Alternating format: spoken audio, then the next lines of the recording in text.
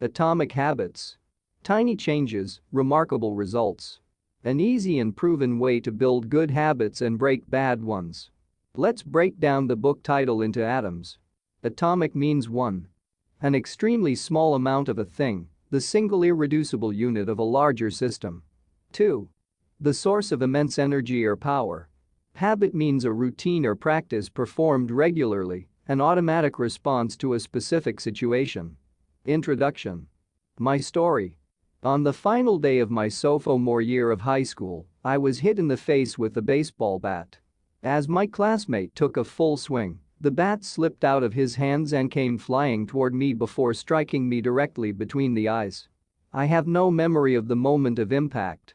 The bat smashed into my face with such force that it crushed my nose into a distorted U shape. The collision sent the soft tissue of my brain slamming into the inside of my skull. Immediately, a wave of swelling surged throughout my head. In a fraction of a second, I had a broken nose, multiple skull fractures, and 2 shattered eye sockets. When I opened my eyes, I saw people staring at me and running over to help. I looked down and noticed spots of red on my clothes. One of my classmates took the shirt off his back and handed it to me. I used it to plug the stream of blood rushing from my broken nose. Shocked and confused, I was unaware of how seriously I had been injured. My teacher looped his arm around my shoulder, and we began the long walk to the nurse's office. Across the field, down the hill, and back into school. Random hands touched my sides, holding me upright. We took our time and walked slowly. Nobody realized that every minute mattered. When we arrived at the nurse's office, she asked me a series of questions. "What year is it?" 1998, I answered. It was actually 2002. "Who is the President of the United States?" "Bill Clinton," I said. The correct answer was George W. Bush. "What is your mom's name?" I stalled. 10 seconds passed. "Patty," I said casually, ignoring the fact that it had taken me 10 seconds to remember my own mother's name. That is the last question I remember.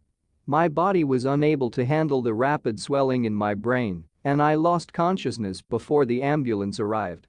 Minutes later, I was carried out of school and taken to the local hospital.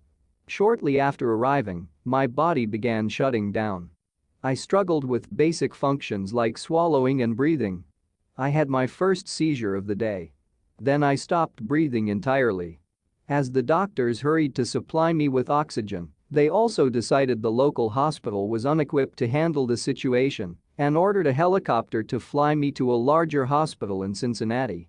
I was rolled out of the emergency room doors and toward the helipad across the street. The stretcher rattled on a bumpy sidewalk as one nurse pushed me along, while another pumped each breath into me by hand. My mother, who had arrived at the hospital a few moments before, climbed into the helicopter beside me. I remained unconscious and unable to breathe on my own as she held my hand during the flight. While my mother rode with me in the helicopter, my father went home to check on my brother and sister and break the news to them.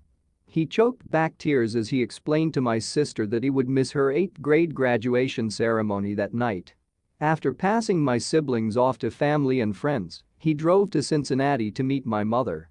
When my mom and I landed on the roof of the hospital, a team of nearly 20 doctors and nurses sprinted onto the helipad and wheeled me into the trauma unit. By this time, the swelling in my brain had become so severe that I was having repeated post-traumatic seizures. My broken bones needed to be fixed, but I was in no condition to undergo surgery. After yet another seizure, my third of the day, I was put into a medically induced coma and placed on a ventilator. My parents were no strangers to this hospital. 10 years earlier, they had entered the same building on the ground floor after my sister was diagnosed with leukemia at age 3. I was 5 at the time. My brother was just 6 months old. After 2.5 years of chemotherapy treatments, spinal taps, and bone marrow biopsies, my little sister finally walked out of the hospital happy, healthy, and cancer-free. And now, after 10 years of normal life, my parents found themselves back in the same place with a different child. While I slipped into a coma, the hospital sent a priest and a social worker to comfort my parents. It was the same priest who had met with them a decade earlier on the evening they found out my sister had cancer. As day faded into night, a series of machines kept me alive. My parents slept restlessly on a hospital mattress. One moment they would collapse from fatigue, the next they would be wide awake with worry. My mother would tell me later, "It was one of the worst nights I've ever had." My recovery. Mercifully, by the next morning my breathing had rebounded to the point where the doctors felt comfortable releasing me from the coma. When I finally regained consciousness, I discovered that I had lost my ability to smell. As a test, a nurse asked me to blow my nose and sniff an apple juice box. My sense of smell returned, but to everyone's surprise the act of blowing my nose forced air through the fractures in my eye socket and pushed my left eye outward. My eyeball bulged out of the socket, held precariously in place by my eyelid and the optic nerve attaching my eye to my brain. The ophthalmologist said my eye would gradually slide back into place as the air seeped out, but it was hard to tell how long this would take. I was scheduled for surgery 1 week later, which would allow me some additional time to heal. I looked like I had been on the wrong end of a boxing match, but I was cleared to leave the hospital. I returned home with a broken nose, half a dozen facial fractures, and a bulging left eye. The following months were hard. It felt like everything in my life was on pause. I had double vision for weeks, I literally couldn't see straight. It took more than a month, but my eyeball did eventually return to its normal location. Between the seizures and my vision problems, it was 8 months before I could drive a car again. At physical therapy, I practiced basic motor patterns like walking in a straight line. I was determined not to let my injury get me down, but there were more than a few moments when I felt depressed and overwhelmed. I became painfully aware of how far I had to go when I returned to the baseball field 1 year later. Baseball had always been a major part of my life. My dad had played minor league baseball for the St. Louis Cardinals, and I had a dream of playing professionally, too. After months of rehabilitation, what I wanted more than anything was to get back on the field. But my return to baseball was not smooth. When the season rolled around, I was the only junior to be cut from the varsity baseball team. I was sent down to play with the sophomores on junior varsity.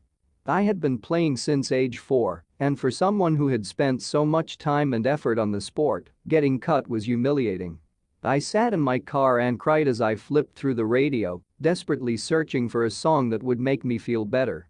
After a year of self-doubt, I managed to make the varsity team as a senior, but I rarely made it on the field. In total, I played 11 innings of high school varsity baseball, barely more than a single game. Despite my lackluster high school career, I still believed I could become a great player. And I knew that if things were going to improve, I was the one responsible for making it happen. The turning point came 2 years after my injury, when I began college at Denison University. It was a new beginning, and it was the place where I would discover the surprising power of small habits for the first time. How I learned about habits. Attending Denison was one of the best decisions of my life. I earned a spot on the baseball team and, although I was at the bottom of the roster as a freshman, I was thrilled. Despite the chaos of my high school years, I had managed to become a college athlete. I wasn't going to be starting on the baseball team anytime soon, so I focused on getting my life in order. While my peers stayed up late and played video games, I built good sleep habits and went to bed early each night. In the messy world of a college dorm, I made a point to keep my room neat and tidy. These improvements were minor, but they gave me a sense of control over my life. I started to feel confident again. And this growing belief in myself rippled into the classroom as I improved my study habits and managed to earn straight A's during my first year. A habit is a routine or behavior that is performed regularly and, in many cases, automatically. As each semester passed, I accumulated small but consistent habits that ultimately led to results that were unimaginable to me when I started. For example, for the first time in my life, I made it a habit to lift weights multiple times per week, and in the years that followed, my 6-foot 4-inch frame bulked up from a featherweight 170 to a lean 200 pounds. When my sophomore season arrived, I earned a starting role on the pitching staff. By my junior year, I was voted team captain, And at the end of the season, I was selected for the all-conference team. But it was not until my senior season that my sleep habits, study habits, and strength training habits really began to pay off. 6 years after I had been hit in the face with a baseball bat, flown to the hospital, and placed into a coma, I was selected as the top male athlete at Denison University and named to the ESPN Academic All-America team. An honor given to just 33 players across the country. By the time I graduated, I was listed in the school record books in 8 different categories. That same year, I was awarded the university's highest academic honor, the President's Medal. I hope you'll forgive me if this sounds boastful. To be honest, there was nothing legendary or historic about my athletic career. I never ended up playing professionally. However, looking back on those years, I believe I accomplished something just as rare. I fulfilled my potential. And I believe the concepts in this book can help you fulfill your potential as well. We all face challenges in life. This injury was one of mine, and the experience taught me a critical lesson. Changes that seem small and unimportant at first will compound into remarkable results if you're willing to stick with them for years. We all deal with setbacks, but in the long run, the quality of our lives often depends on the quality of our habits. With the same habits, you'll end up with the same results. But with better habits, anything is possible. Maybe there are people who can achieve incredible success overnight. I don't know any of them, and I'm certainly not one of them. There wasn't one defining moment on my journey from medically induced coma to academic All-American, there were many. It was a gradual evolution, a long series of small wins and tiny breakthroughs. The only way I made progress, the only choice I had was to start small. And I employed the same strategy a few years later when I started my own business and began working on this book. How and why I wrote this book. In November 2012, I began publishing articles at jamesclear.com.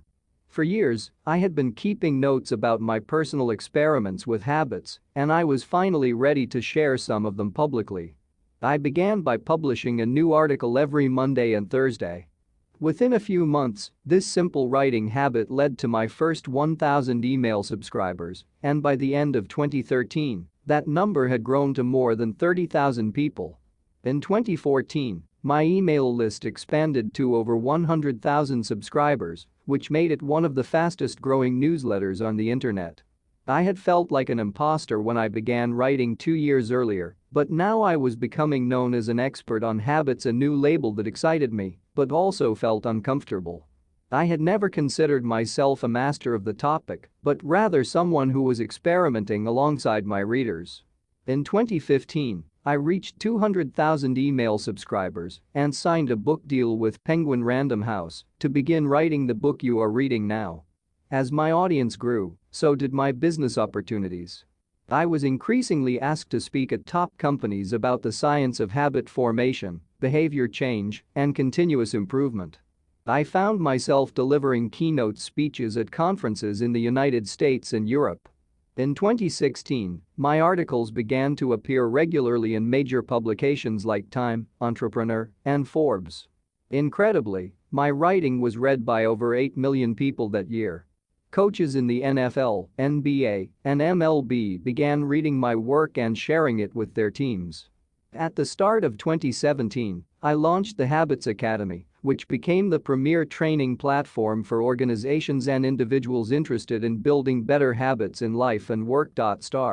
Fortune 500 companies and growing startups began to enroll their leaders and train their staff. In total, over 10,000 leaders, managers, coaches, and teachers have graduated from the Habits Academy. And my work with them has taught me an incredible amount about what it takes to make habits work in the real world. As I put the finishing touches on this book in 2018, jamesclear.com is receiving millions of visitors per month, and nearly 500,000 people subscribe to my weekly email newsletter. A number that is so far beyond my expectations when I began that I'm not even sure what to think of it. How this book will benefit you. The entrepreneur and investor Naval Ravikant has said, to write a great book, you must first become the book. I originally learned about the ideas mentioned here because I had to live them. I had to rely on small habits to rebound from my injury, to get stronger in the gym, to perform at a high level on the field, to become a writer, to build a successful business, and simply to develop into a responsible adult. Small habits helped me fulfill my potential, and since you picked up this book, I'm guessing you'd like to fulfill yours as well. In the pages that follow, I will share a step-by-step plan for building better habits, not for days or weeks, but for a lifetime. While science supports everything I've written, this book is not an academic research paper, it's an operating manual. You'll find wisdom and practical advice front and center as I explain the science of how to create and change your habits in a way that is easy to understand and apply. The fields I draw on, biology, neuroscience, philosophy, psychology, and more, have been around for many years. What I offer you is a synthesis of the best ideas smart people figured out a long time ago, as well as the most compelling discoveries scientists have made recently. My contribution, I hope, is to find the ideas that matter most and connect them in a way that is highly actionable.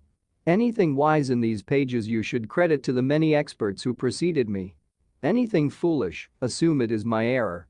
The backbone of this book is my 4-step model of habits: cue, craving, response, and reward, and the 4 laws of behavior change that evolve out of these steps. Readers with a psychology background may recognize some of these terms from operant conditioning, which was first proposed as stimulus, response, reward by B.F. Skinner in the 1930s and has been popularized more recently as cue, routine, reward, and the power of habit by Charles Duhigg. Behavioral scientists like Skinner realized that if you offered the right reward or punishment, you could get people to act in a certain way. But while Skinner's model did an excellent job of explaining how external stimuli influenced our habits, it lacked a good explanation for how our thoughts, feelings, and beliefs impact our behavior. Internal states, our moods and emotions, matter too. In recent decades, scientists have begun to determine the connection between our thoughts, feelings, and behavior.